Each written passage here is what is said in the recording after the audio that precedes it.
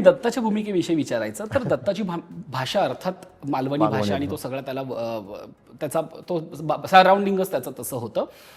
ती भाषा शिकताना कसा प्रवास होता? कारण मराठवाड्यातला माणूस थेट मालवणी भाषा बोलतोय. त्यासाठी मला एक शिवी खायला लागली होती. सिरियल सुरू झाली तेव्हा सगळी मराठीमध्येच बोलायचो. काही पहिले एपिसोड आम्ही मराठीमध्येच बोललो, पण तिथे एक आले एक जण आणि मला म्हणले की तुम्हाला मराठी आपले मालवणी बोलता येत नाही तर कशाला करता सिरियल, बंद करा.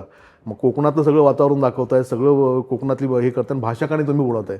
मग मी सांगितलं डिरेक्टर रायटरला की असं असं लोक बोलत आहेत, आपण मालवणी बोलायला पाहिजे. मग आमचा रायटर होता प्रल्हाद कुडतरकर, त्याने मग मालवणीमध्ये डायलॉग लिहून मग फक्त लिहूनही जमत होतं, तो लहेजा पण यायला पाहिजे. तर मग ऐकून मी गावातल्या लोकांशी जायचो फिरायला, त्यांच्याशी बोलायचो.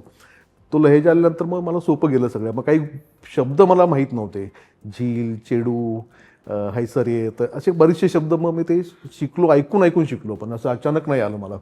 म्हणजे तेव्हाही असं गावातल्या लोकांशी बोलून बोलून ते आत्मसात केलं. हो हो हो, म्हणजे आता असं झालंय की वर्षातून एकदा तरी मी सावंतवाडीला जातो. क्या बात आहे. हां, मला ते माहीत नाही, पण तिथल्या आणि गेल्यानंतर मी 1-2 दिवस राहून मी ज्यावेळेस मार्केटला जायचो ते ओळखायचे सगळे. त्यामुळे त्यांच्याशी जाऊन गप्पा मारणं, सगळ्यांशी जे आत्ताही काही कॉन्टॅक्टमध्ये आहेत आमचे ट्रॅव्हल करणारे सगळे लोक, त्यांना बोलून भेटून येतो मी. क्या बात आहे. पण समजा आता मालवणात गेलात किंवा कोकणात गेलात आणि अचानक बाजारपेठेत जर कुणी कोकणी भाषेतनं किंवा मालवणी भाषेतनं संवाद साधायला सुरुवात केली तर त्यांना उत्तर मिळू शकतं मालवणी भाषेत? हो, मी त्यांच्याशी तसंच बोलतो. क्या बात आहे. म्हणजे मी कोल्हापूरहून गेलं, आपला आंबोली घाट उतरला की सुरू होतं माझी मालवणी बोलणं. वा. हां, मला आवडतं त्यांच्याशी बोलायला, वेगवेगळी भाषा हे करायला. आणि ते त्यांना वाटतं की दत्ता आपला आहे, तर मग क्या बात आहे. त्यांच्यामुळे एवढं प्रेम मिळालेलं आहे, तर आपण त्यांना टाळू शकत नाही. या निमित्ताने दत्ताचा एखादा डायलॉग आठवतोय?